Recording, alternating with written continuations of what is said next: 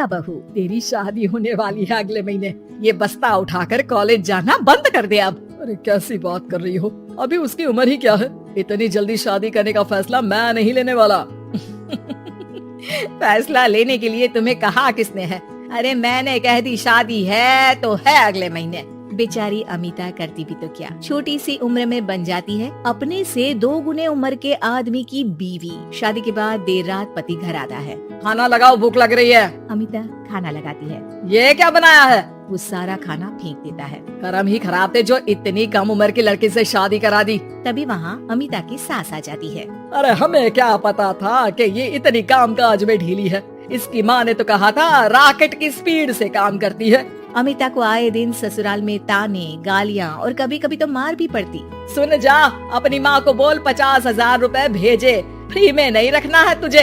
अरे मेरी एक आँख का ऑपरेशन भी तो करवाना है। अमिता को सास घर से निकाल देती है। अमिता परेशान होकर मायके की ओर जाती है। वो घर तो पहुँचती है लेकिन वहाँ ताला लगा है। अरे अमिता बेटी, क्या हाल बना रखा है तेरे पति ने, कहाँ है वो? अमिता पड़ोसी के सामने रोने लगती है। मुझे नहीं जाना उस घर में चाची, मेरे मम्मी पापा कहाँ है? उन लोगों ने तो ये मकान छोड़ दिया बिटिया, वो लोग तो कहीं और शहर चले गए, तुझे नहीं बताया? अमिता जोर जोर से रोने लगती है। नहीं बताया, ये क्या कर गए माँ पिताजी मेरे साथ, मेरी जिंदगी तो नर्क से भी खराब है। अब मैं क्या करूँ? अमिता रोते हुए वहाँ से जा रही होती है कि उसे एक औरत मिलती है। अरे सुनो तो, रो क्यों रही हो? तो क्या करूँ, हंसू? अमिता उस औरत को अपनी सारी कहानी बताती है।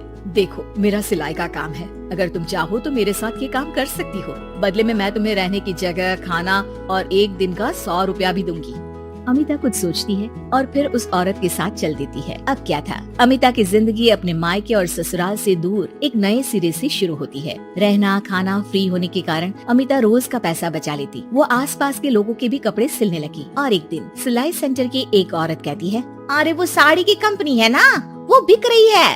पास बैठी अमिता सारी बात सुन रही थी। हाँ हाँ बिक तो रही है, लेकिन उस बंद पड़ी मनहूस कंपनी को खरीदेगा कौन? तभी तो इतनी सस्ती बिक रही है, लेकिन कोई खरीदार नहीं है। फिर भी कितने की बिक रही है? अरे पूरे 5 लाख में मशीनों के साथ, लेकिन यहाँ कोई लेबर काम नहीं करेगा। पुराने मालिक ने किसी को पैसे ही नहीं दिए। उन लोगों ने कहा है कि जो नया मालिक आएगा वो लोगों को पैसा देगा। 5 लाख। अमिता घर आती है और अपने पैसे गिनती है, पूरे 3 लाख। अमिता सिलाई सेंटर वाली उस औरत के पास जाकर कहती है, चाची मैंने इतने साल की कमाई में ये पैसे जमा किए हैं, पूरे 3 लाख है। वो बंद साड़ी की फैक्ट्री मैं खरीदना चाहती हूँ।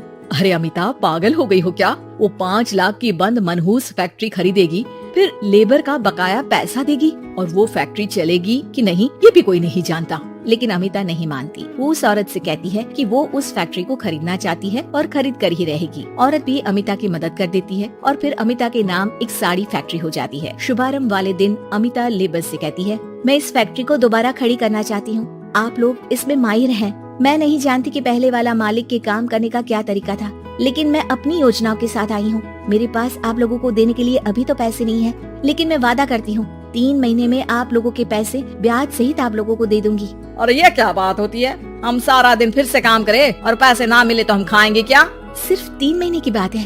वैसे भी आप लोग बिना काम के यहाँ नए मालिक के इंतजार में बैठे ही थे। मैं काम करना चाहती हूँ और 3 महीने में सारे पैसे देने का वादा भी करती हूँ। लेबर आपस में सलाह करते हैं और अमिता की बात मान लेते हैं। सिलाई सेंटर से मशीन, सिलाई और कपड़े के ज्ञान में माहिर हो चुकी अमिता सभी के साथ मिलकर खुद काम करती। शहर और दूसरे शहरों में घूम घूम कर साड़ी का डिजाइन दिखाती और ऑर्डर लेती। अमिता को कई जगह से ऑर्डर आ जाते हैं। कई लोग उसके काम को सराहते तो कई आलोचना भी करते।